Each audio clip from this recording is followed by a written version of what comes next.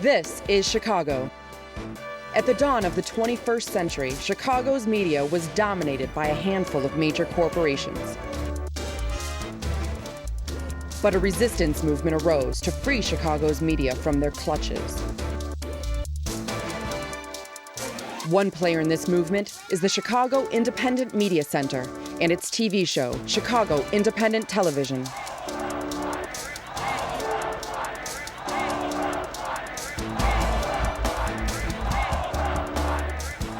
The Independent Media Center is a worldwide network of grassroots correspondents committed to using the tools of the media for promoting social and economic justice. You are watching this month's dispatch from the Chicago Independent Media Center.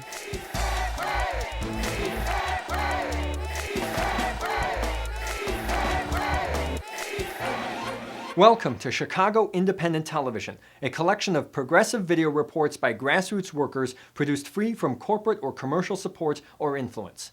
I'm your host, Mitchell Szczepańczyk. In this episode, we'll learn about efforts in Chicago to combat unjust evictions of lower-income households. And we'll visit a direct action protest that took place during and right next to a major recent presidential speech. Stay with us. Mr. Bishop, I want to use this picture on the front page of our next issue. Oh, come down, Nancy. We can't print a picture like that.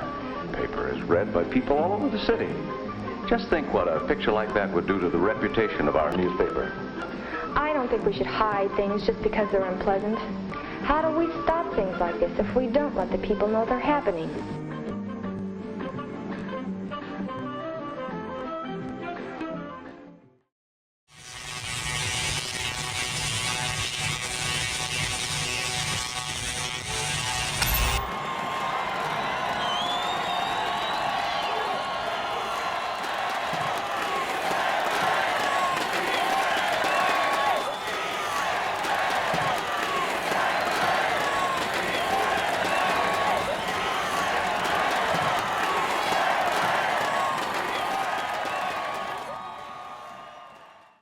Welcome back to Chicago Independent Television.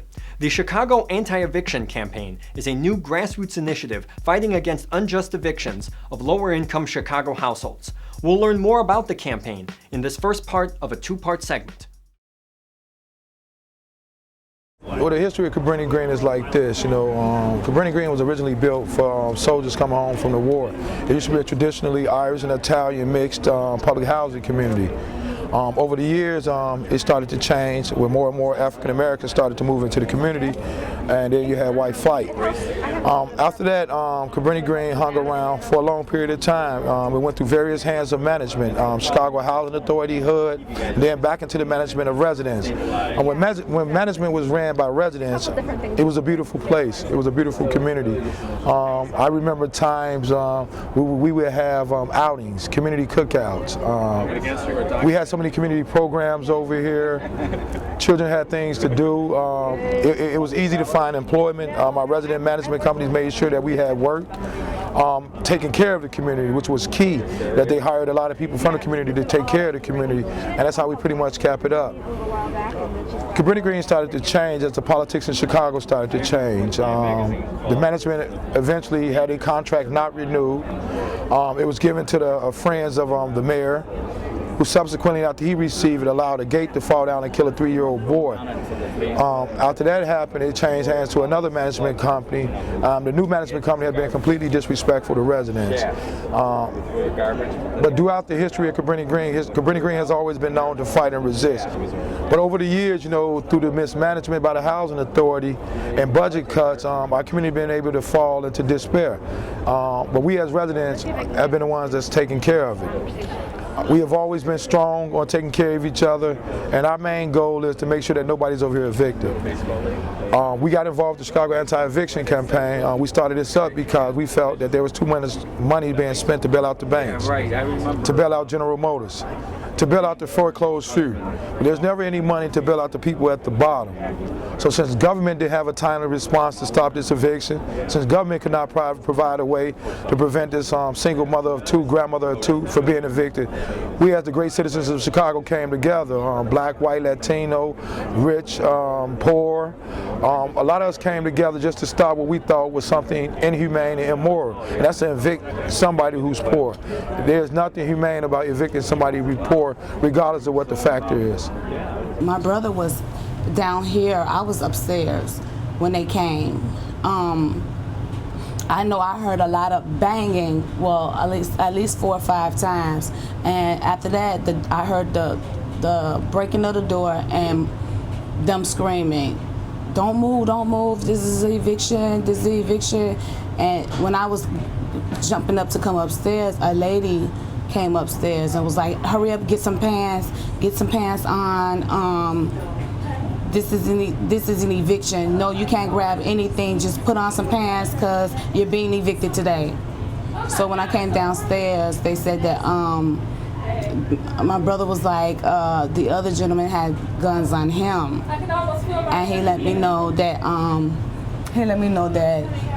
that they said that my brother was he was the reason why I wasn't being evicted at this time, because he was an unauthorized occupant. I've been fighting this case for a year, and I've been trying to make meetings with the management office in order for them to help me obtain a payment arrangement, or just become understanding, because I had a difficult time with even just being able to even talk with them, because they didn't want to hear my story.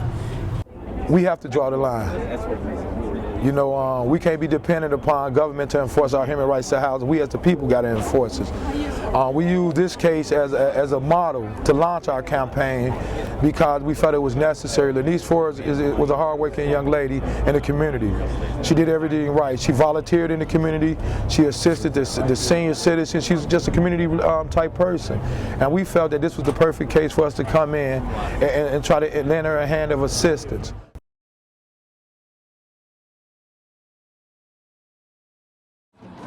You're watching Chicago Independent Television.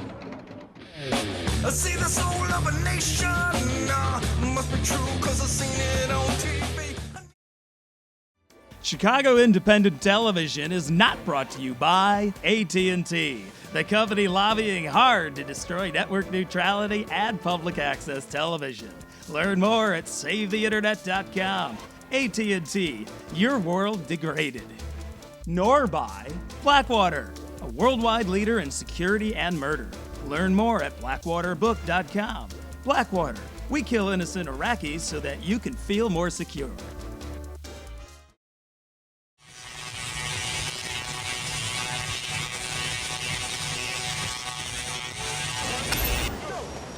I am a soldier who survived the fear of facing Uncle Sam and saying, "Sir, no sir. I won't fight for lies. Forgive me, wounded soldier, for not being there to ease your pain. I'll try on this end to bring you home now."